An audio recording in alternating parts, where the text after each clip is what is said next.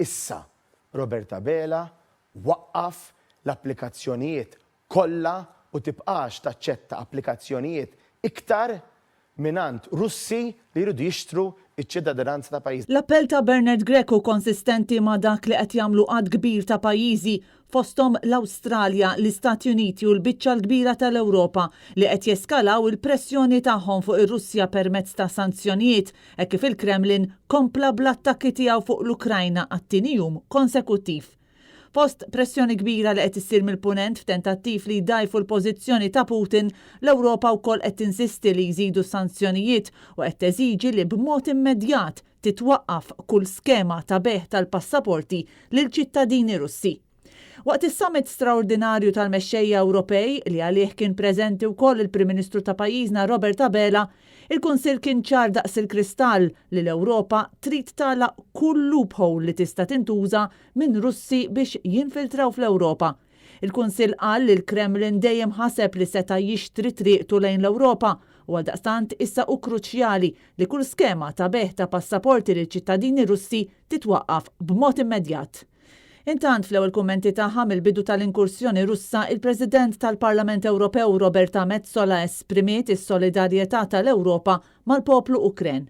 What we stand for is unity and solidarity, because this brutal aggression is aimed at trying to destroy and divide Europe. It is based on lies, disinformation and deception without any reality-based justification. Our thoughts and actions are with the people of Ukraine who are today withstanding with utmost courage and bravery the most aggressive of attacks, and I truly and very strongly deplore the pointless loss of life. B'kuntrast f'pajjiżna il-gvern hu determinat li jibqa' jbieħ il-passaporti lir-Russi biskuża li qed issir due diligence tajba. Infakkar il-proċess illi jgħaddi kull investitur jiġi mill-liema pajjiż jiġi inkluż ovvjament anka ir-Russja, due diligence illi ħadd fid-dinja ma jgħaddi minnu. Dan fil-waqt li fil-kummenti li tal il-medja fi Brussell, il-Prim Ministru Roberta Bela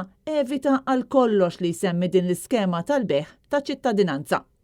Sa dan it-tant is-sitwazzjoni fl-Ukrajna komplet teskala b'rapporti uffiċjali minn Kiev jgħidu li fl-ewwel 24 siegħa inqatlu 137 ċittadin Ukren li jinkludu kemm soldati kif ukoll vittmi ċivili. Filmati miġbuda fl-aħħar ħinijiet juru tankijiet tal-gwerra Russi avvanzaw fit-territorju ta' Kiev fejn instemaw ukoll numru ta' splużjonijiet tant li l-kapitali Ukrena tinsab assedjata.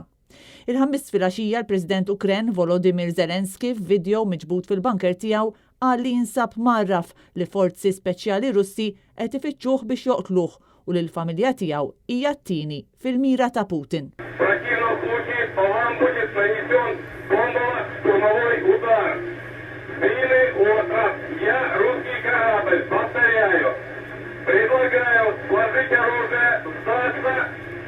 Fuq Twitter ħareġ ukoll recording bil-lingwa Russa fejn uffiċjal navali jinstema' jgħid lis soldati Ukreni fuq l-art biex iċedu l-armi jew inkella kienu se jkunu bombardjati.